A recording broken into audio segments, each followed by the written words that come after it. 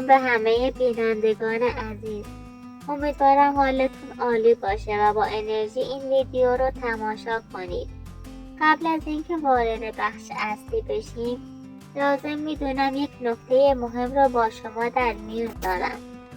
نکته‌ای که خیلی ها نمیدونن یا اشتباه برداشت میکنن. طیبه و قدیر همچنان با هم زندگی میکنن. هیچ جدایی، قهر یا فاصله‌ای در کار نیست.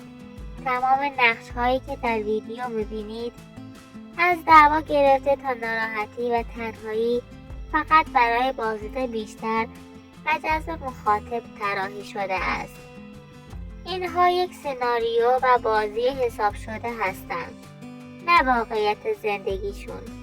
در تمام ویدیوها حتی وقتی قدیر جلوی دوربین نیست پشت صحنه حضور دارد. معمولا روزی فقط 1 ساعت فیلمبرداری می کنند. بعد از اینکه ضبط تمام شد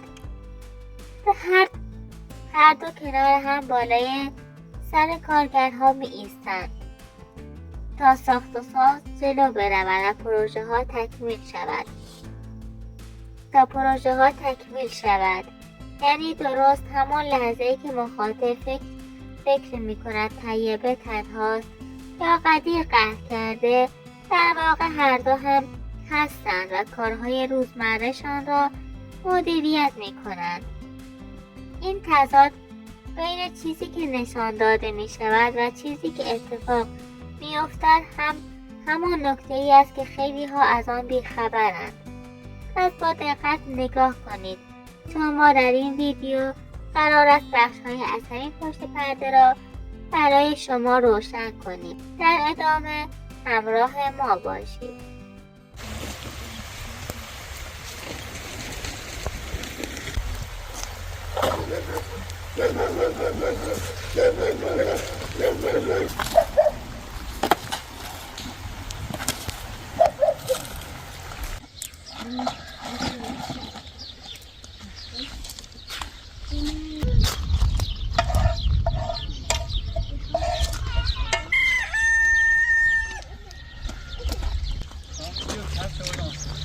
بیا چپ شدم. بیا چپ شدم.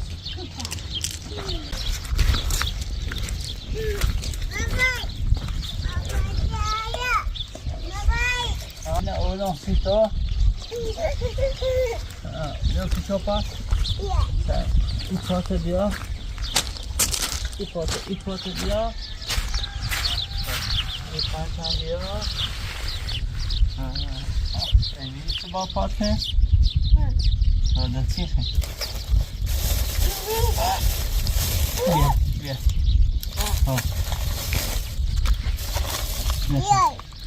تا نشه بدون داخله خیلی خیلی بیا بخیر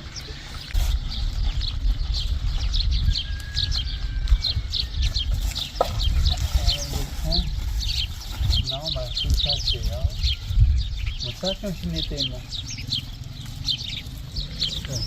تو باید سرای یا فیروزی باید سرای تو باید فیروزی باید چه پایدی چنه که چپ شده تو باید فیروزی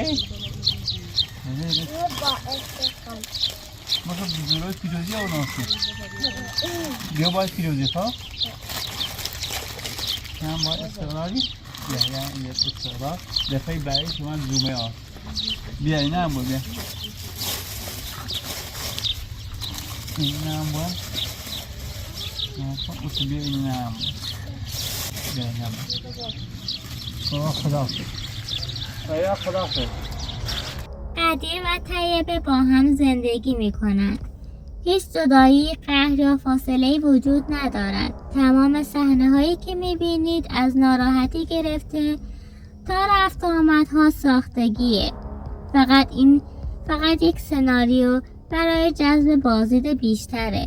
این سبک محتوا سالهاست در کانال‌های مختلف استفاده میشه و اینجا هم دقیقاً همون روند ادامه داره. قدیر در تمام ویدیوها پشت صحنه حضور دارد. حتی وقتی جلوی دوربین نمیبینیدش چند قدم اون طرفتر ایستاده و همه چیز رو مدیریت میکنه. معمولا روزی فقط 1 ساعت فیلمبرداری انجام میشه و بعد از پایان ضبط طیبه و قدیر کنار هم بالای سر کارگرها می ایستند تا روند ساخت و ساز جلو بره و پروژه کامل شود. در ادامه همین نقش آفرینی ها قدیر وانمود میکنه که برای دیدن فرزندانش آمده و برای آنها وسیله خریده، اما این صحنه ها هم کاملا ساختگی است. این وسایل از قبل خریداری شده بود و قدیر فقط جلوی دوربین نقش بازی میکند تا نشان دهد تازه رسیده و هدیه آورده. در واقع او در تمام لحظات همانجا حضور دارد و فقط خودش را جلوی دوربین نشان نمیدهد تا داستان جذاب‌تر جلوه کند. نکته مهمتر از این که خانواده در شهرهای مختلف مثل اصفهان، لردگان و دیگر شهرها خانه‌های بسیار گران قیمتی دارند، اما هیچ وقت از آن خانه‌ها فیلمبرداری نمی‌کنند. دلیلش را هم روشن است. اگر مخاطب خانه‌های واقعیشان را ببینند دیگر نمی‌توانند نقش‌های دیگری را بازی کنند، مانند نقش فقیر بودن، تا مخاطب آن را باور کند.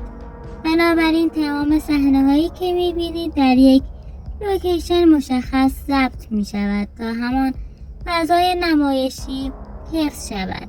پس وقتی ویدیوها را تماشا می‌کنید یادتان باشد پشت هر صحنه یک واقعیت متفاوت وجود دارد، واقعیتی که ما امروز تلاش می‌کنیم کمی از آن برای شما روشن‌تر کنیم.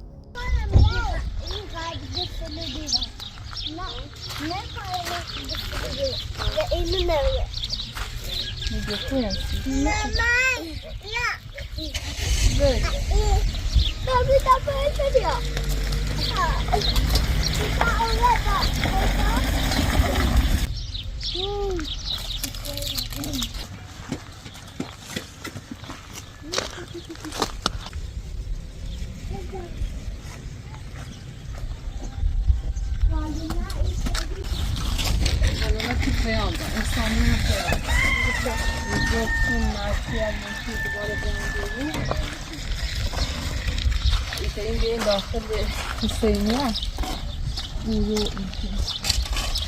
دست بکنم بدون مرسا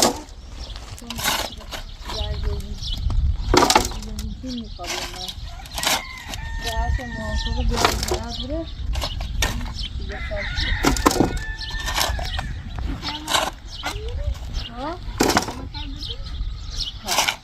البته ما سکنیم تو میخواد درست میکنیم تو سا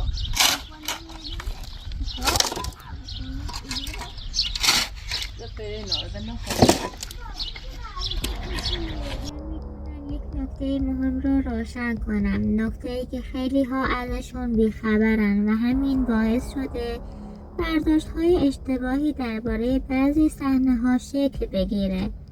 اما طور که در ویدیوها مشاهده می‌کنید طیبه را در حال کار کردن می‌بینید، آجرها را جابجا می‌کند یا ساخت و ساز را نشان می‌دهند، طوری که انگار خودش به تنهایی همه کارها را انجام می‌دهد، اما واقعیت پشت صحنه کاملا متفاوت است.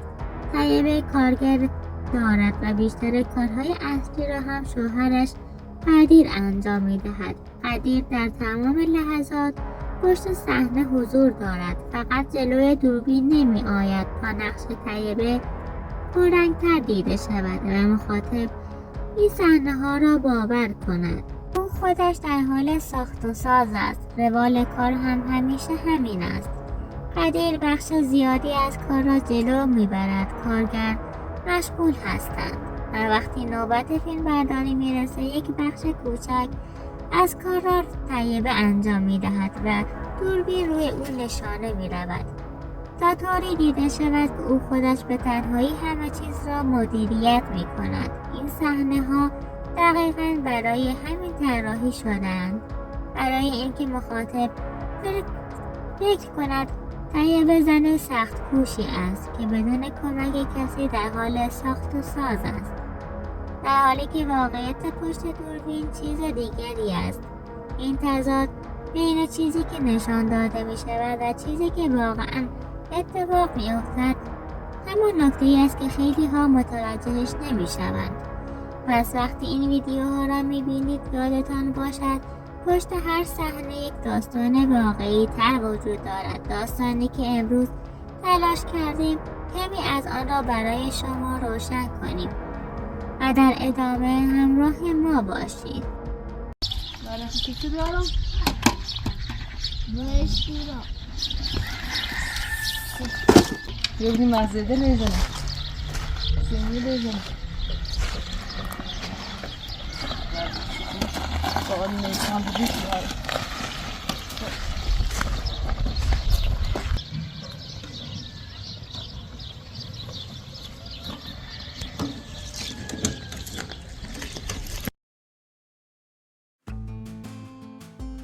دوستان عزیز، ممنونم که تا این لحظه همراه ما بودید و با دقت این ویدیو را دنبال می کنید. قبل از خداحافظی لازم میدونم یک نکته مهم و پشت پرده را با شما در میان بگذارم، نکته‌ای که خیلی ها ازش خبر ندارن و همین باعث سوء تفاهم زیادی شده. تمام خانه هایی که اطراف طیبه در ویدیوها دیده میشن متعلق به خانواده پرن، جمشید و دیگر اقوام نزدیک آنهاست.